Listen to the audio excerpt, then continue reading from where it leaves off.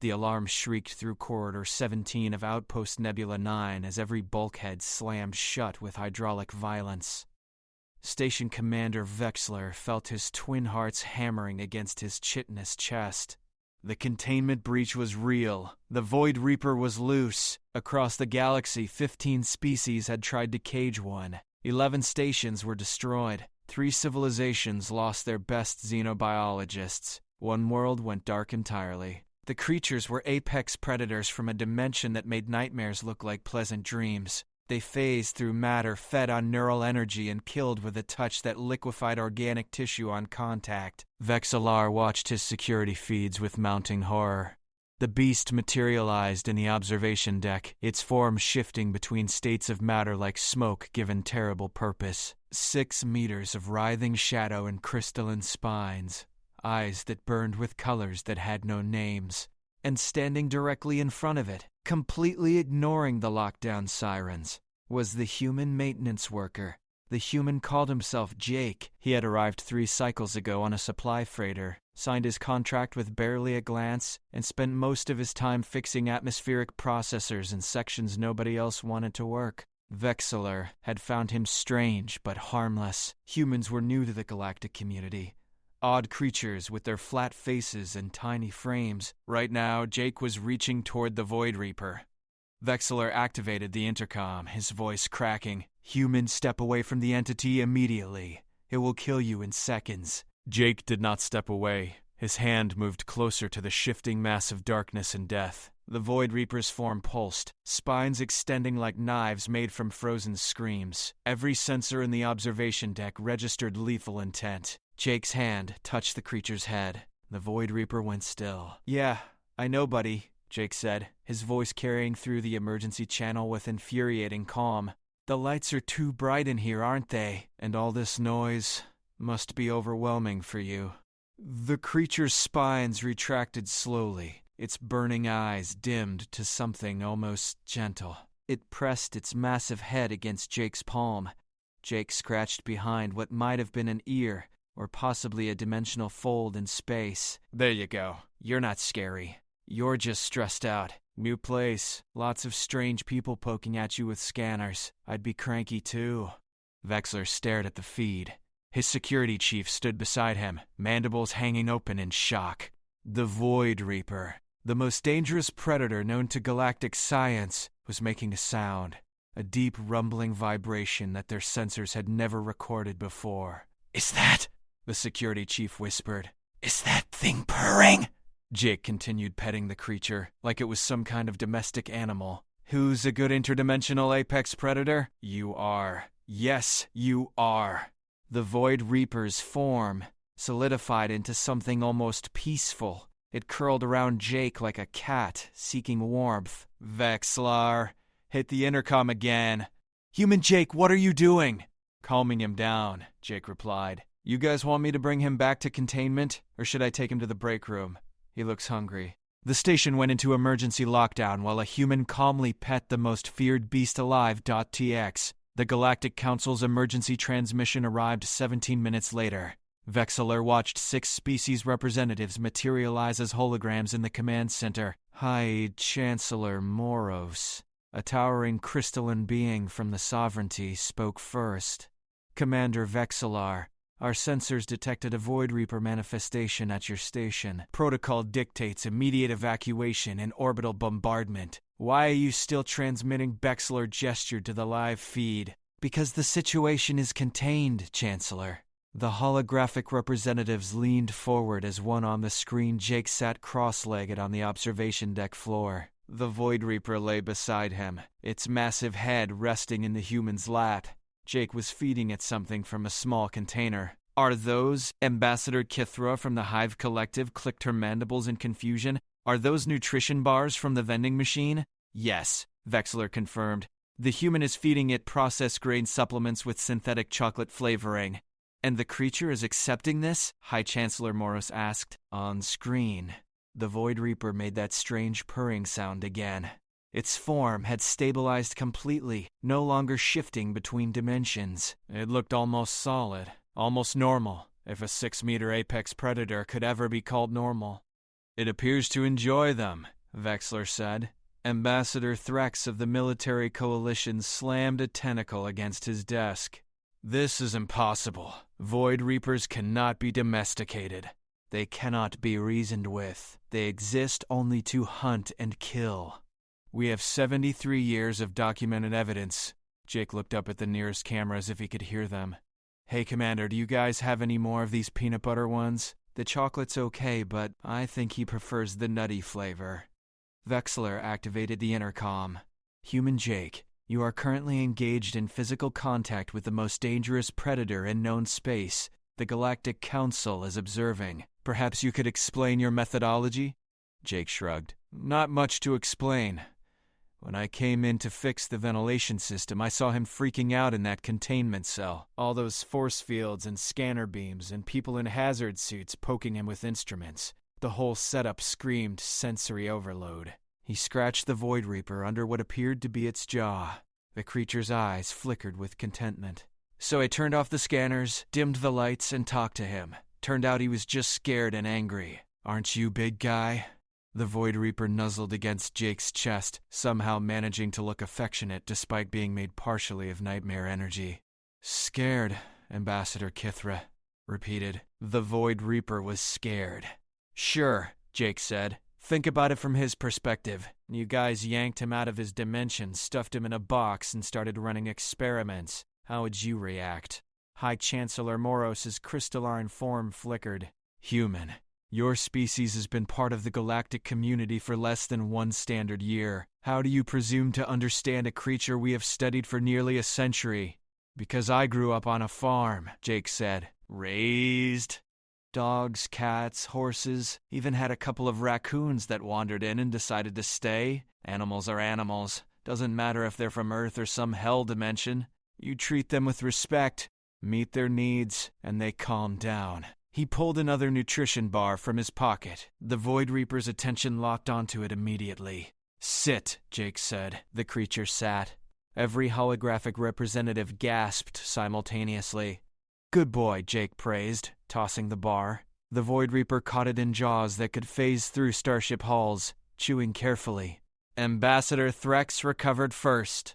This changes nothing. Void Reapers are too dangerous for civilian contact. The creature must be terminated or returned to its dimension of origin. The Void Reaper's head snapped toward the hologram, spines extending. A low growl rumbled through the observation deck. Jake placed a hand on its back. Easy. They're not here. Just pictures. The creature relaxed immediately. You want to kill him? Jake asked, his voice quiet, but carrying an edge that made Vexler's scales prickle. After you dragged him here against his will? That doesn't seem fair. Pair, Ambassador Threx sputtered. It has killed thousands. And I bet every single one of those deaths happened because somebody tried to cage it, study it, or use it as a weapon, Jake said. How many Void Reapers have people actually tried to befriend? Silence filled the command center. That's what I thought. Jake stood up, the Void Reaper rising with him. Look, I'll make you a deal. Give me 75. If I can't integrate him into station life safely, you can do whatever you want. But I'm betting I can. High Chancellor Moros's form pulsed with agitation. And if you fail, if it kills you or others, Jake smiled, then you get to say humans are idiots and go back to your protocols. But I won't fail. He looked down at the Void Reaper. Come on, buddy. Let's go find you a proper bed. That containment cell was terrible.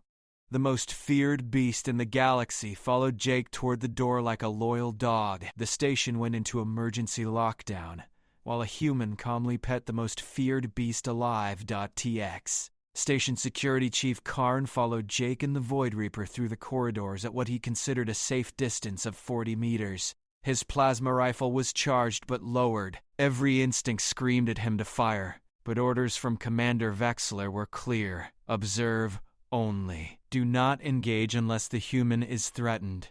The human did not appear threatened. Jake walked casually, hands in his pockets, occasionally glancing back to make sure the creature kept pace. The Void Reaper padded along behind him, its massive form no longer flickering between dimensions. It looked curious now, head swiveling to examine the station's architecture. They passed a group of maintenance workers from the Deltharian species. All four froze, their skin shifting to panic colors. The Void Reaper paused, tilting its head at them. "It's okay," Jake called out. "He's friendly.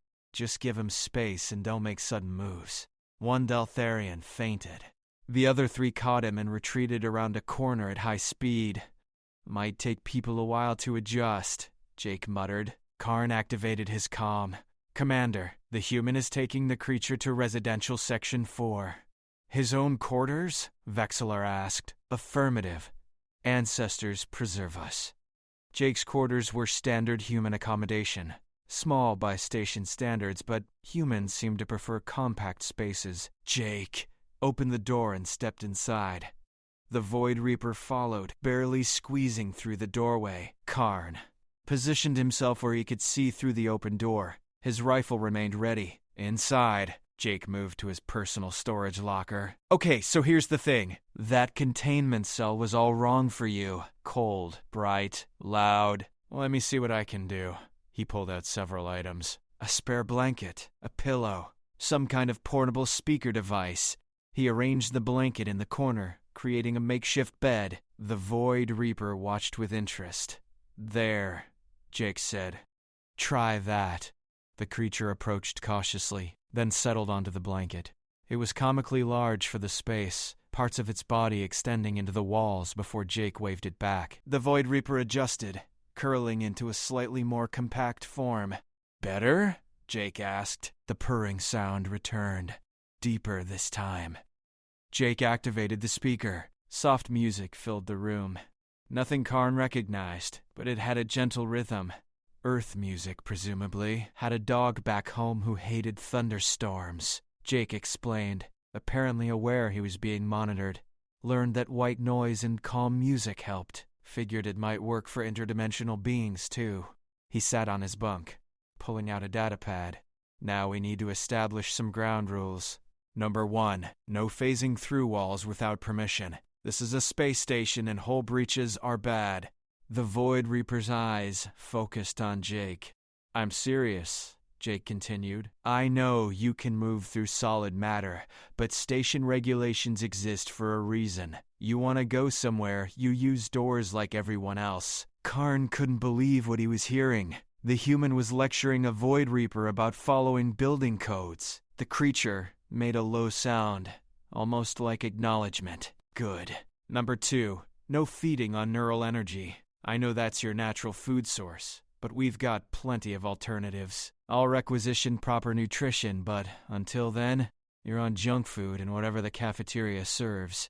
Jake stood and opened his small cooling unit. "Speaking of which, you want to try actual food? I've got some leftover protein from dinner." He pulled out a container of what appeared to be cooked meat. The Void Reaper's attention locked onto it immediately. Jake placed the container on the floor. The creature approached, sniffed carefully, then consumed the contents in 3 quick bites. The purring intensified. "Thought so," Jake grinned. "Everybody likes real food better than energy absorption." Karn's comm crackled. Ambassador Kithra's voice came through, transmitted from the command center. "Security Chief Karnan, is the human actually training the Void Reaper?"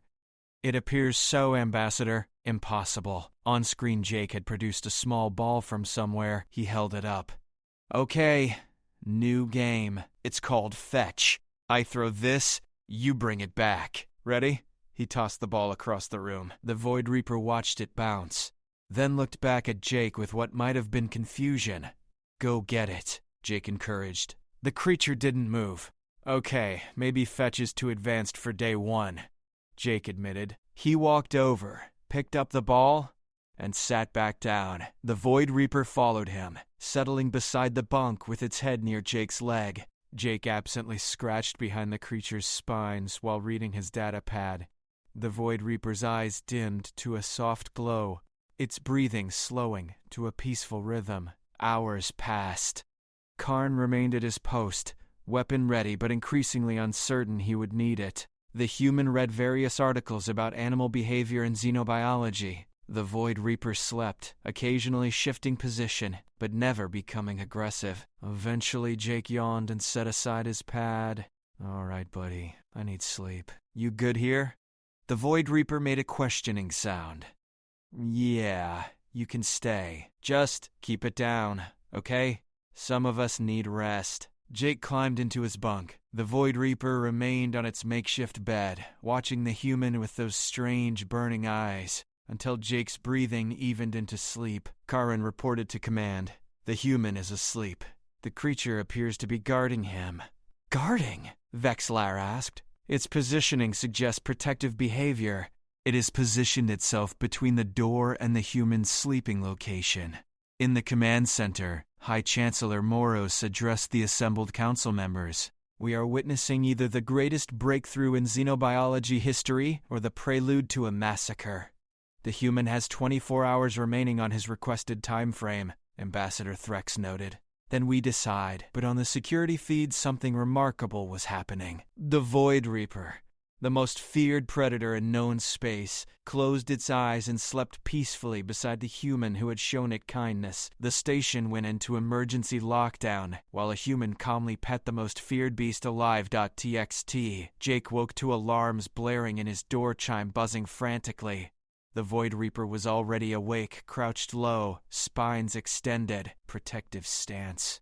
"Easy," Jake muttered, rubbing sleep from his eyes. "Probably just someone panicking about you." He opened the door. Commander Vexler stood outside with a full security detail. The Void Reaper growled, a sound that made the corridor walls vibrate.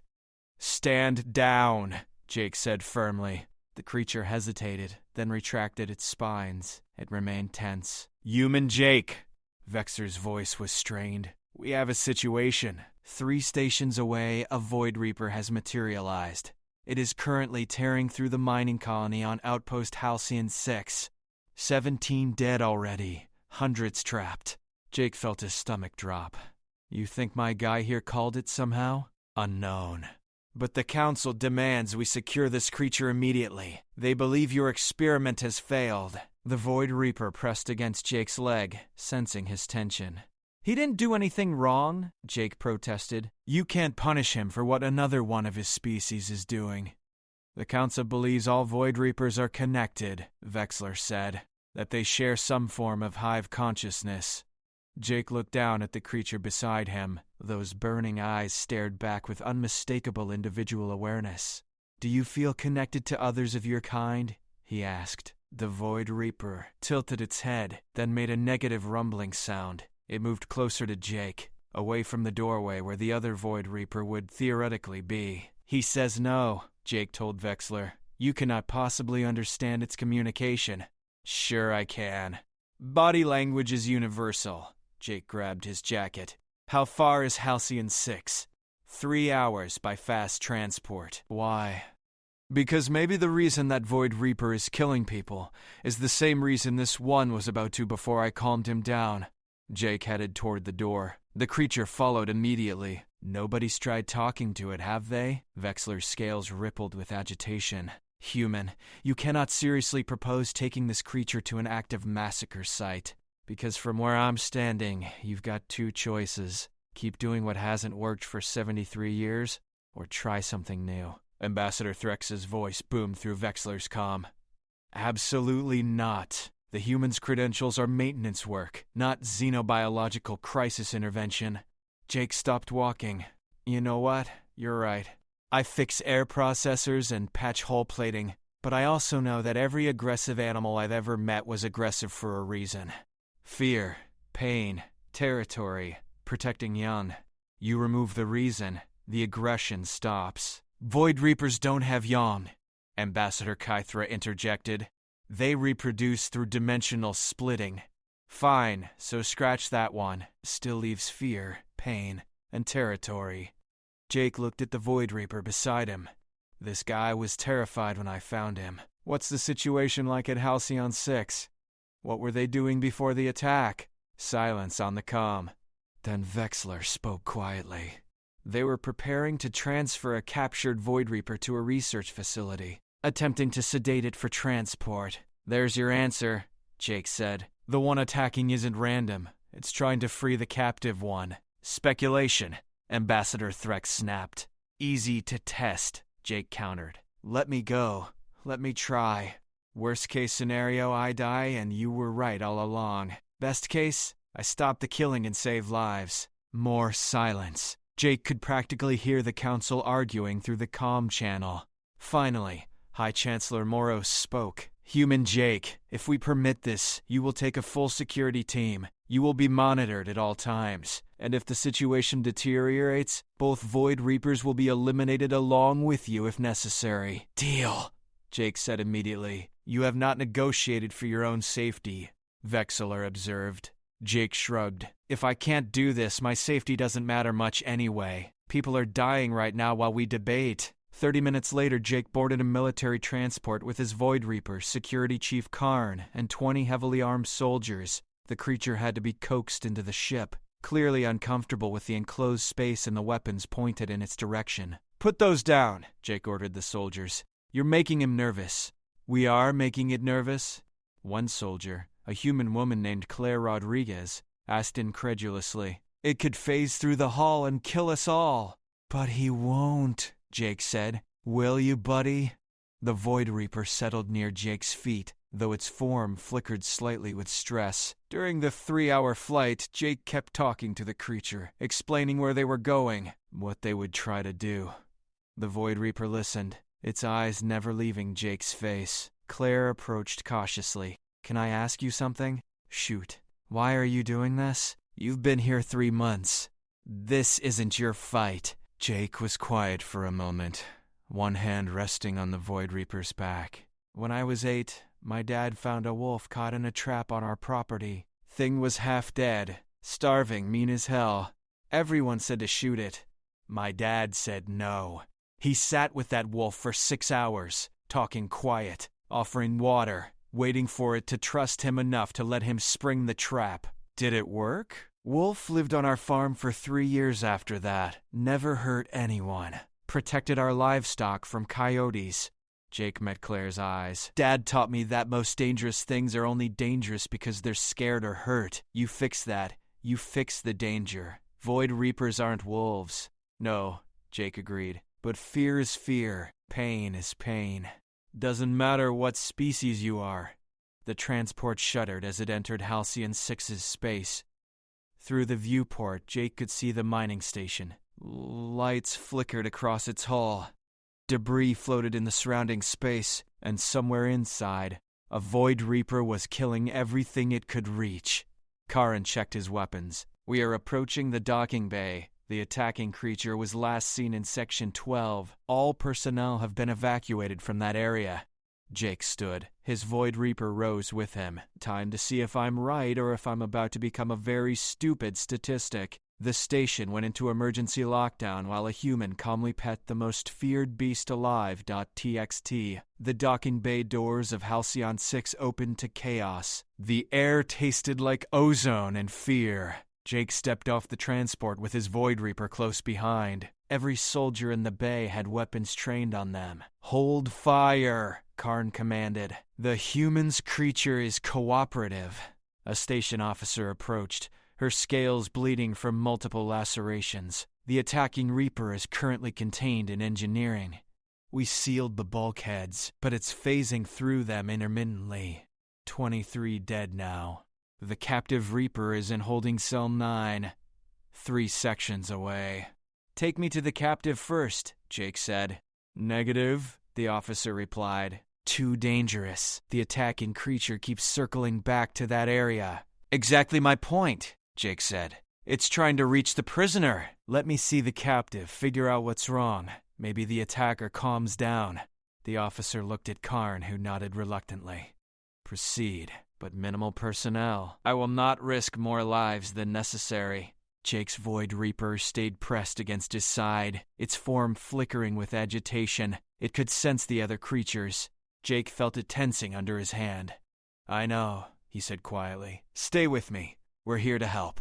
They reached holding cell 9. Through the reinforced window, Jake saw the captive Void Reaper and his blood went cold. The creature was barely conscious, Restraining fields pinned it to an examination table. Dozens of probes punctured its body, drawing samples. Monitoring equipment beeped steadily. But worst of all was the creature's form itself. It was destabilizing, parts of it bleeding between dimensions, leaving reality and returning in painful flickers. "What did you do to it?" Jake asked, his voice dangerously quiet. The station officer shifted uncomfortably. "Standard research protocols. We were attempting to understand their dimensional phasing abilities. The sedatives were not working as expected." "Sedatives?" Jake repeated. "You're drugging an interdimensional being. No wonder it's falling apart." His Void Reaper made a sound Jake had never heard before. Something between a whine and a growl. It pressed against the window, staring at the captive creature inside. "They know each other," Claire said. "Look at the way yours is reacting." The captive's eyes flickered open. It saw Jake's companion and made a weak sound. Jake's Void Reaper responded, its entire body vibrating with distress. "Family?" Jake wondered aloud. "Friends?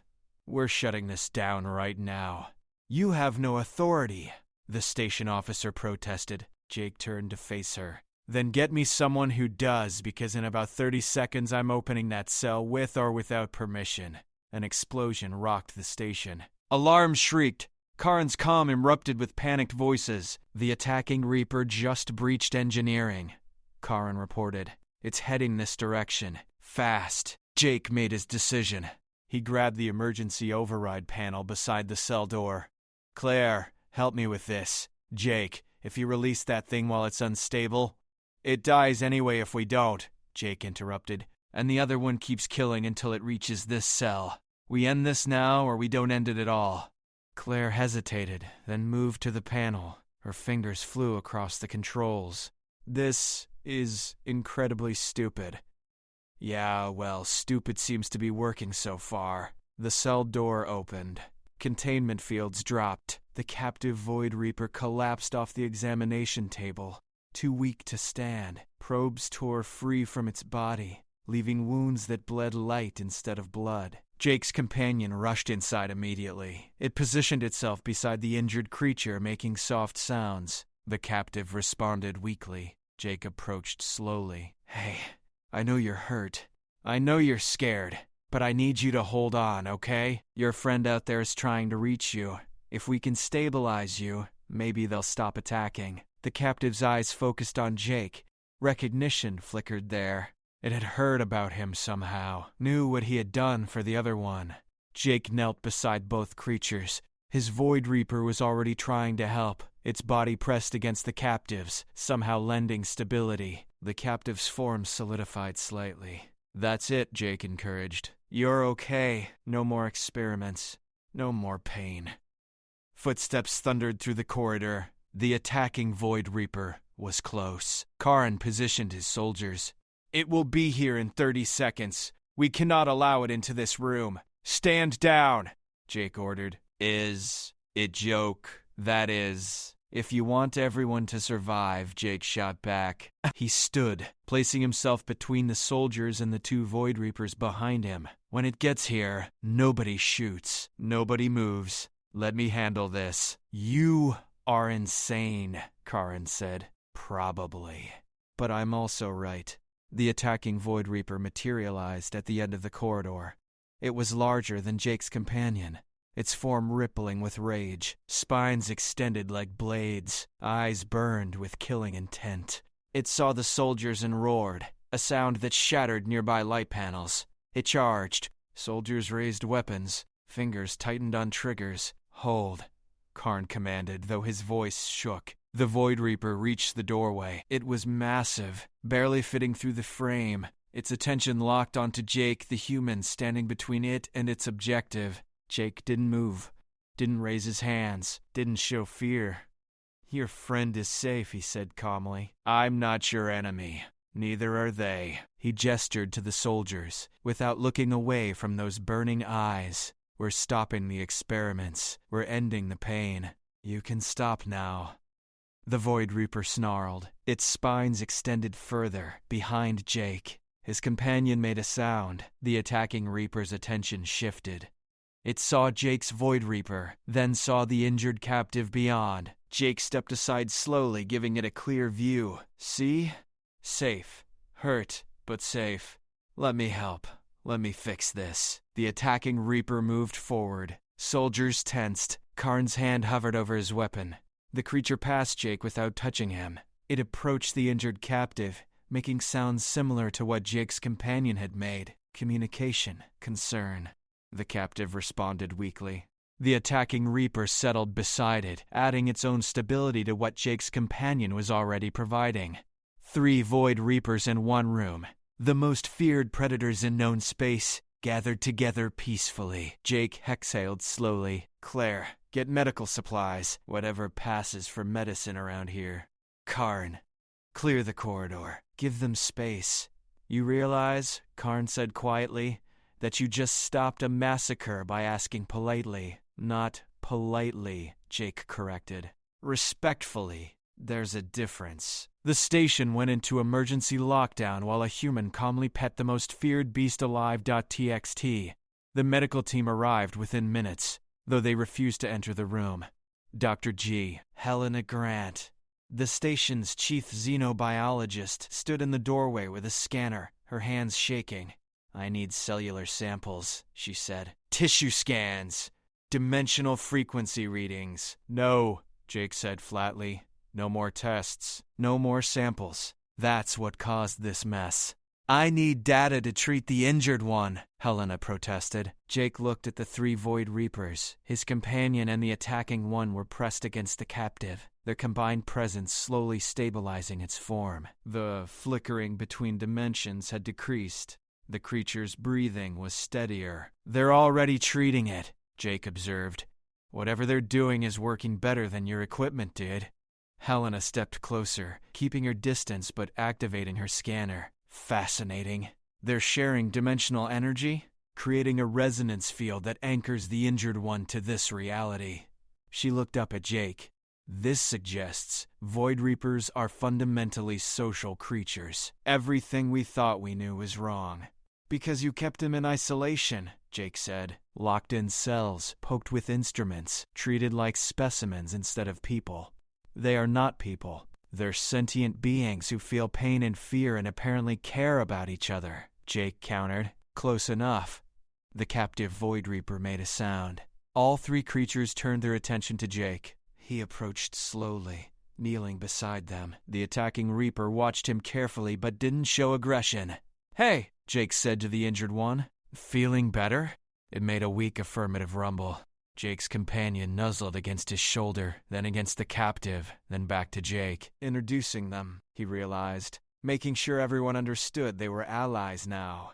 The attacking Reaper remained wary. Its eyes never left Jake's face. I know you don't trust me yet, Jake told it. That's fair. Humans haven't given you much reason to, but I'm trying to change that. Your friend here, he gestured to his companion, took a chance on me. Maybe you can too. He extended his hand slowly. The attacking Reaper's spines extended in warning.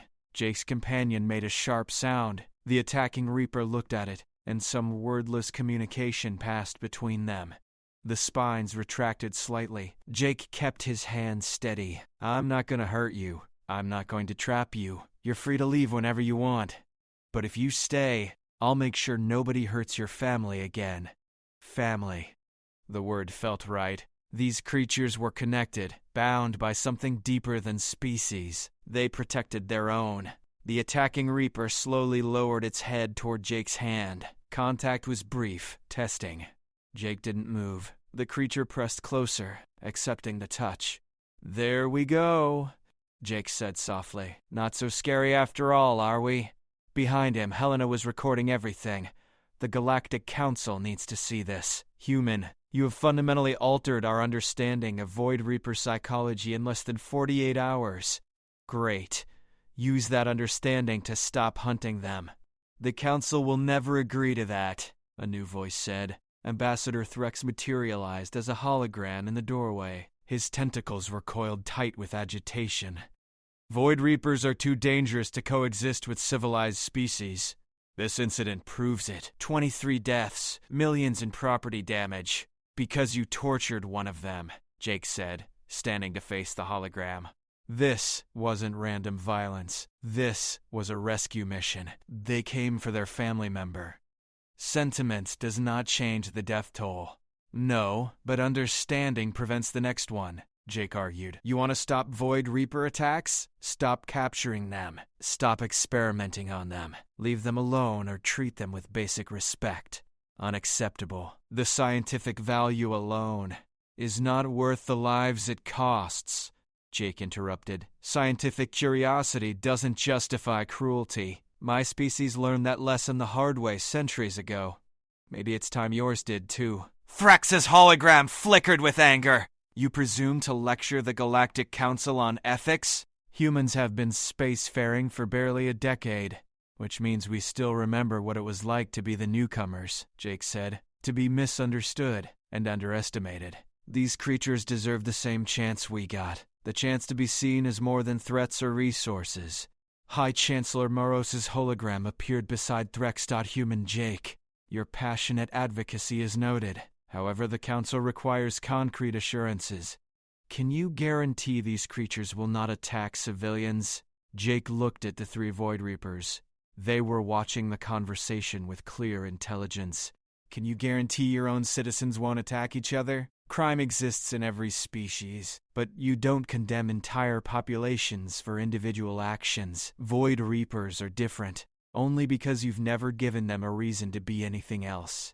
Jake moved back to the creatures, placing a hand on his companion's back. I'll make you a deal. Give me 6 months. Let me work with these three. Let me prove they can integrate into station life safely. If I'm wrong, if they hurt anyone unprovoked, you can implement whatever protocols you want. And if you succeed, Moros asks, then you establish first contact protocols. Treat them as sentient beings with rights instead of dangerous animals to be caged. Open dialogue instead of capture and experimentation. The Council holograms conferred silently. Minus passed. The Void Reapers remained calm, watching the humans and holograms with patient attention. Finally, Ambassador Kithra spoke. The Hive Collective supports this proposal. We were once hunted as dangerous insects before proving our sentience. We understand the humans' position. Other council members voiced opinions. Some supportive, others opposed. The debate stretched on. Jake tuned it out. He focused on the injured Void Reaper, whose form had stabilized significantly. The creature's eyes were brighter now, more alert. It made a questioning sound. They're deciding your future, Jake explained. Whether you get to live free or go back to cells and experiments, I'm fighting for option 1. The creature understood. All three of them did. They moved closer to Jake, forming a protective circle around him. Claire noticed first. They're guarding him. Karn activated his comm to the Council. Ambassadors, you should see this. The Void Reapers have positioned themselves defensively around the human. They view him as part of their group. The Council members' holograms shifted to view the scene.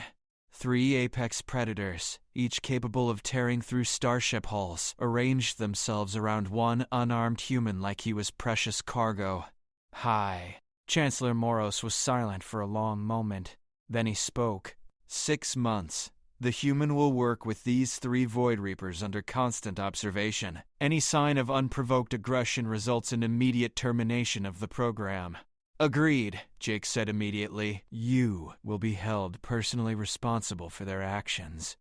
Understood? And human Jake, Moros added, you have just gambled your life on the goodwill of the galaxy's most feared predators. I hope your faith is not misplaced. Jake looked at his companion, at the attacking Reaper who had stopped its rampage because he asked, at the injured one who trusted him despite everything its species had suffered. It's not faith, Jake said. It's just basic decency. Treat people right, they treat you right back. Doesn't matter if they're human or Void Reaper or anything else.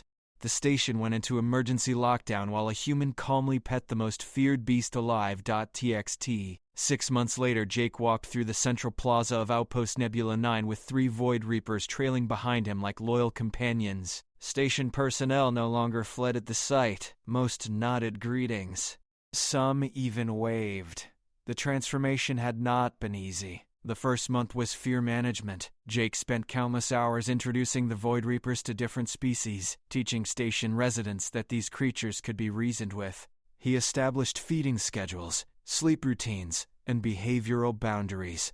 The Reapers learned to use doors instead of phasing through walls. They learned that neural energy harvesting was forbidden, but the cafeteria served excellent substitutes. They learned their own strength and how to move through crowds without causing panic. The second month brought challenges. A drunk cargo hauler threw a bottle at the injured Reaper, now named Shade by station consensus. The creature's instinct was to retaliate. Jake intervened, calming Shade while station security removed the hauler. The incident made galactic news. Critics called for immediate termination of the program. Jake responded by having Shade volunteer for community service, helping repair the very section the hauler had damaged. Month 3 saw the first breakthrough. A child, a young crystalline being named Lix, approached Jake's original companion, now called Echo. The child's parents panicked. Echo simply lowered its head and let the child touch its spines. Lix laughed with delight. The moment was captured on security footage and went viral across the network. Public opinion shifted slightly. Month 4 introduced the attacking Reaper, named Guardian by the Void Reapers themselves through gestures Jake had learned to interpret. To station operations, Guardian had been the hardest to integrate, carrying deep trauma from witnessing Shade's torture. But patience and consistency worked. Guardian began assisting with dimensional cargo transfers, using its phasing abilities to check shipping containers for contraband without opening them. Contraband smuggling dropped 70% in 2 weeks. Month 5 brought the Galactic Council back to Nebula 9 for inspection. Ambassador Threx arrived, expecting failure. Instead, he found Echo working alongside maintenance crews, Shade helping in medical research voluntarily, and Guardian training security personnel in dimensional threat assessment. The Council extended the observation period indefinitely. Now, as Month 6 concluded, Jake stood before the Council chambers with his 3 companions. The final evaluation would determine everything. Commander Vexler met them at the entrance. "The Council is ready. Are you prepared?" "As we'll ever be," Jake said. He looked at Echo, Shade, and Guardian. "You guys ready to show them what we've accomplished?" All 3 made affirmative sounds. Their forms were stable, confident. They had grown during these months, not just in control but in trust. The Council chambers were packed. Representatives from 40 species watched as Jake and the Void Reapers entered. High Chancellor Moros presided from the center platform. "Human Jake," Moros began. "6 months ago, you proposed that Void Reapers could integrate into civilized society. You staked your life on this belief. The Council has reviewed all reports, examined all data, interviewed station personnel. We are ready to render judgment." Jake's heart hammered. Beside him, Echo pressed closer, sensing his tension. "The evidence is overwhelming," Moros continued. "0 unprovoked incidents, significant contributions to station operations, improved community relations, enhanced security capabilities. By every measurable standard, your experiment has succeeded beyond expectations." Relief floated through Jake. Echo made a happy rumbling sound. "However," Ambassador Threx interjected, "success with 3 individuals does not prove the species as a whole can be trusted. Thousands of Void Reapers exist across dimensional boundaries. What of them?" Jake had prepared for this. "Then we expand the program, establish contact protocols, train specialists in Void Reaper psychology and communication, offer sanctuary to any who want to join galactic society peacefully. And those who refuse?" Threx pressed. "Leave them alone," Jake said simply. "Not every species wants to join the galactic community. Respect their choice. Stop capturing them for research. Stop invading their dimensional spaces. Treat them like sovereign beings with rights to their own territories." "You propose granting sentient status to Void Reapers?" Ambassador Kithra stated. "Yes." The Council chambers erupted in debate. Some species supported the motion immediately. Others protested violently. Arguments flew back and forth. Guardian moved forward, silencing the room with its presence. The massive Void Reaper approached the Council platform. Delegates tensed. Security prepared to intervene. Guardian stopped before High Chancellor Morrow's. It lowered its head in a gesture of respect Jake had taught it. Then it did something unprecedented. It spoke. Not in words humans or other species could form, but in harmonic frequencies that translated through the chamber's systems. The AI interpreter struggled, then locked onto meaning. "We remember," Guardian's voice resonated. "We remember being hunted, being caged, being used. We remember pain and fear and isolation. But we also remember one human who saw us as more than monsters, who taught us that not all who walk on two legs carry hate. We choose peace. We choose cooperation. We ask only to be seen as we are, alive, aware, deserving of dignity." Silence filled the chamber. Guardian stepped back, rejoining Jake and the others. High Chancellor Moros rose. "In 73 years of galactic civilization, Void Reapers have been classified as non-sentient apex predators. Today, one has spoken before this council with eloquence and wisdom. The classification is clearly incorrect." He gestured to the assembly.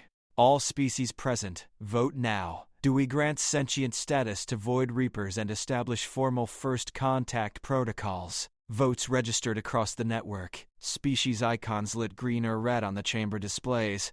Jake watched the tally climb, his hands gripping Echo's back. The final count appeared. 62% in favor. "But motion passes," Moros announced. "Void Reapers are hereby recognized as sentient beings with full rights under galactic law. Hunting, capture, and unauthorized experimentation are now prohibited. Ambassador Jake of Earth is appointed as liaison for Void Reaper integration, effective immediately." "Ambassador?" Jake repeated, startled. "You have proven uniquely qualified," Moros said, "unless you refuse the position." Jake looked at his three companions. They had come so far together, from that first terrifying moment in the observation deck to this historic recognition. Refusing would mean abandoning them. "I accept," he said. The chamber erupted in mixed reactions. Some species celebrated, others protested, but the decision was made. Weeks later, Jake stood in his expanded quarters, now modified to accommodate 3 permanent Void Reaper residents. Echo slept on a properly sized bed. Shade read medical journals on a datapad, having developed a passion for xenobiology. Guardian watched the stars through the viewport. Content. Claire visited, bringing news. 17 Void Reapers have responded to the Sanctuary offer. They want to meet you. Learn what Echo, Shade, and Guardian learned. 17? Jake mused. "That's a start. The galaxy is changing because of you," Claire said. "One maintenance worker from Earth petting a nightmare creature accidentally started a civil rights movement." Jake smiled. "Not accidentally. Ha, I knew what I was doing. I just didn't know if it would work." Echo stirred, approaching Jake for its evening scratch behind the spines. The routine had become sacred between them. "You know what the best part is?" Jake said. "Somewhere out there, some kid who's been told their whole life that monsters are real and terrifying, they're going to meet a Void Reaper and learn the truth." "What truth?" "That monsters are just people nobody bothered to understand yet." Jake looked at his 3 companions. "And understanding changes everything." The station hummed with life around them. Void Reapers and other species learning to coexist. Prejudices being challenged. Fear giving way to curiosity. It was not perfect. Problems remained. But progress had begun, and it had started with one simple act. A human who saw a terrified creature and chose compassion over fear. Echo purred under Jake's hand, the sound vibrating through the room like contentment given voice. Shade and Guardian joined them, the 4 beings settling together in peaceful companionship. The galaxy had learned an important lesson. The most feared beasts alive were never the real monsters. Ignorance and cruelty were, and those could be defeated not with weapons, but with simple human decency. Outside the viewport, stars blazed eternal. Somewhere in the dimensional spaces between, more Void Reapers waited, wondering if the stories were true, if peace was possible, if one human had really changed everything. The answer was yes, and Ambassador